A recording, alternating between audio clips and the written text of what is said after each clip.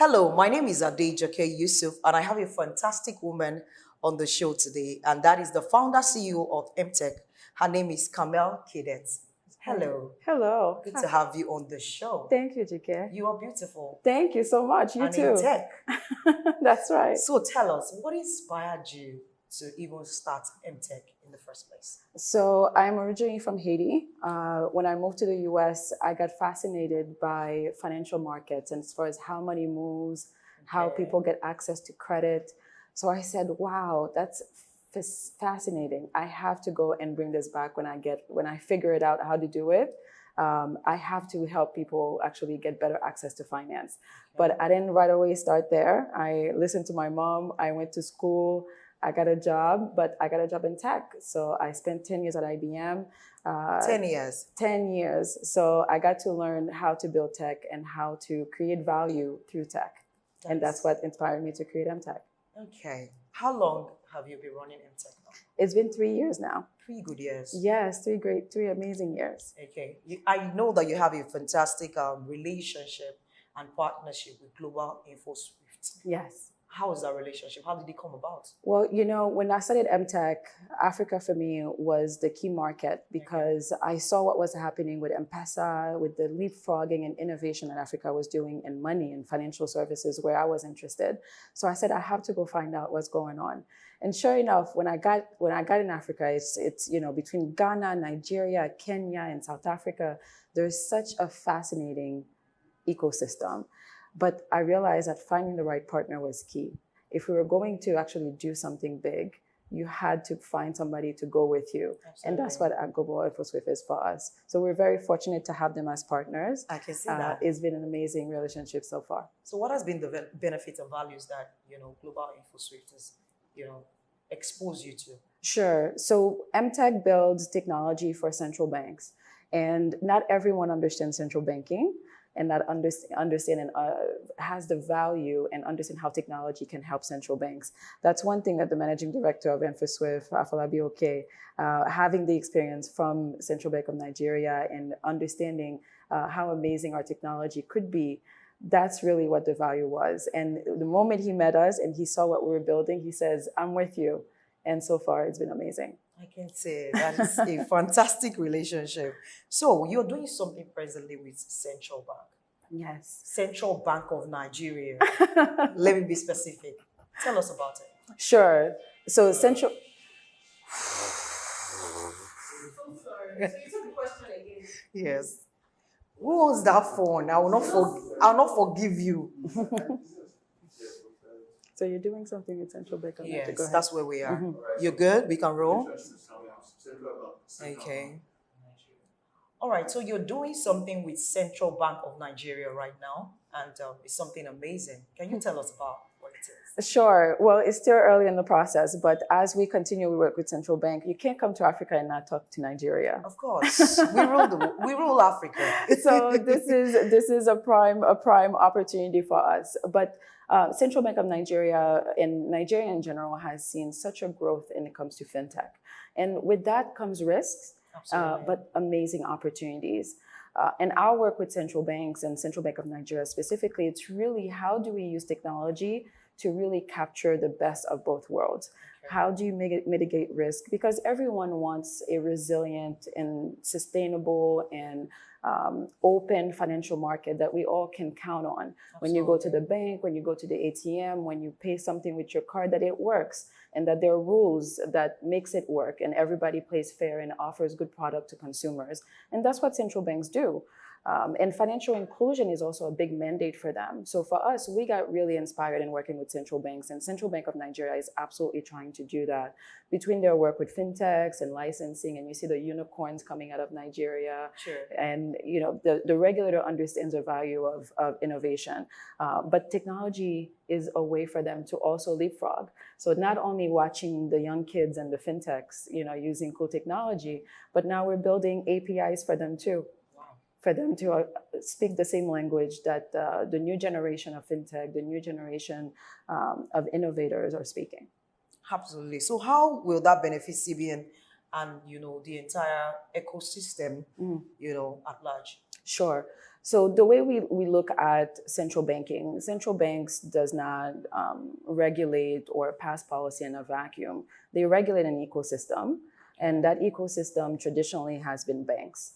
But today you're seeing more and more players around fintechs that are becoming really big and servicing bigger markets and filling in some gaps that the banks did not before. So when we saw that, you see a regulator, a central bank that's really trying to understand what is this new innovation. And the way we build the technology is for us to create that win-win between central banks and fintechs, because fintechs, they don't read, they don't want to spend too much time reading a bunch of papers. Central banks do. Yes. And they can Fintech is, read, let's just get the study, solution done. give me an API, and we're off to go. Okay. So that's the best of both worlds that we're bringing together. We built a platform that on one side, the central banks can understand risk, they can get data and understand what's happening in the market. And we built APIs for the fintechs to plug in and feed information to the central bank. That way, better visibility, better technology, and scalability. Exactly. A bit more safety, a bit more comfort with new technologies and new innovation going to the market. Wow, that is amazing. What value will Emtech add to the financial ecosystem, especially fintech?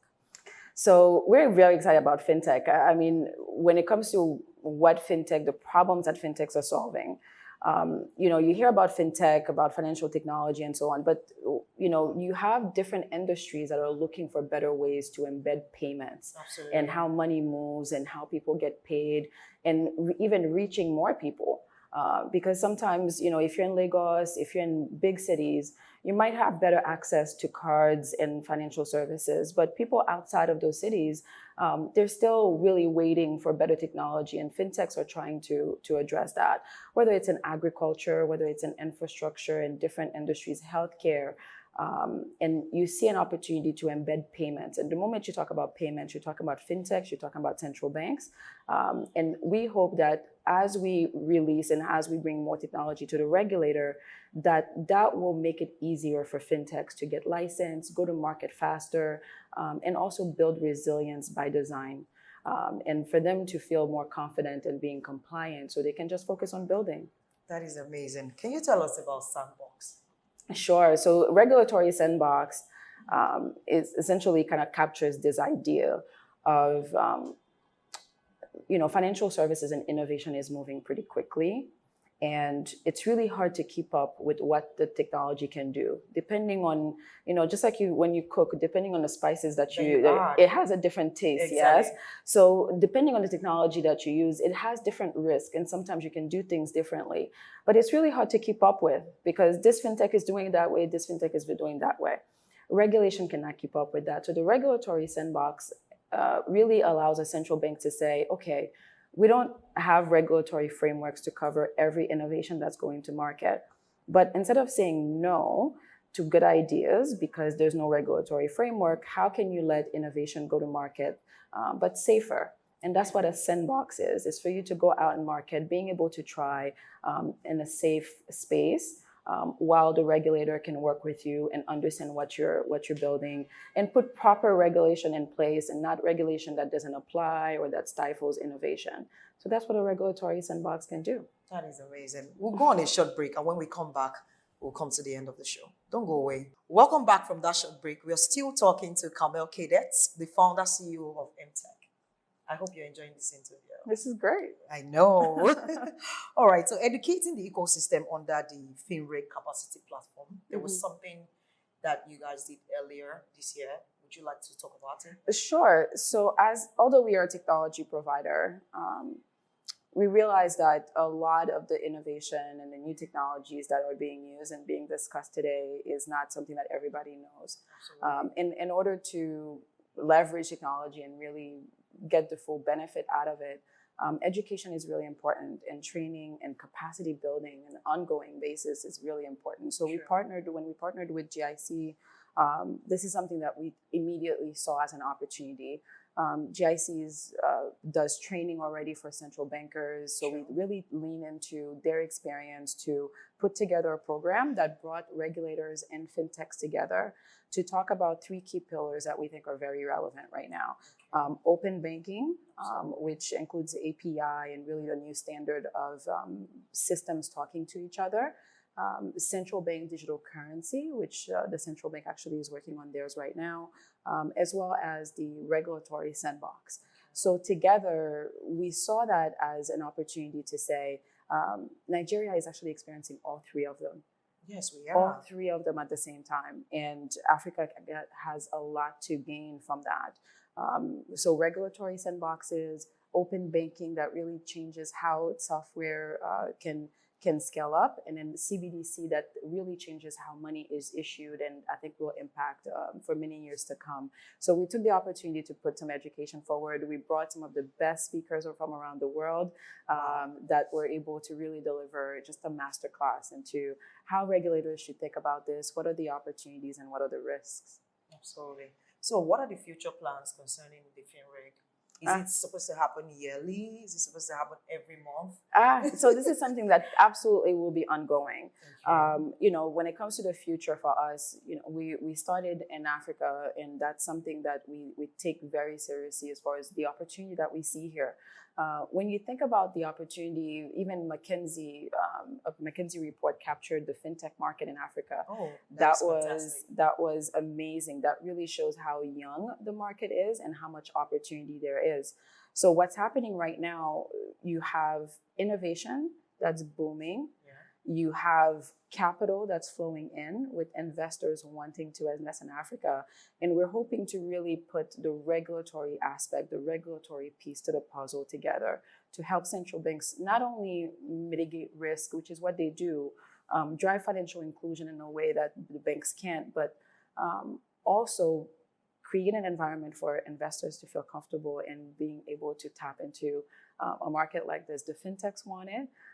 It's capital inflow for the country, for Nigeria, for Africa, and job creation, absolutely, economic development.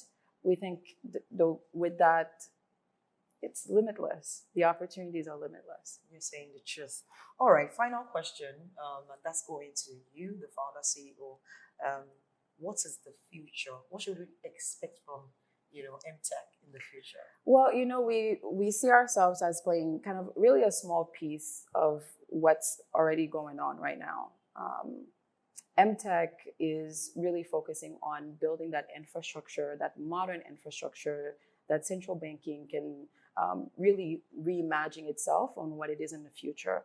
How money is created, how regulations are in place to protect consumers, to drive financial inclusion, and so on.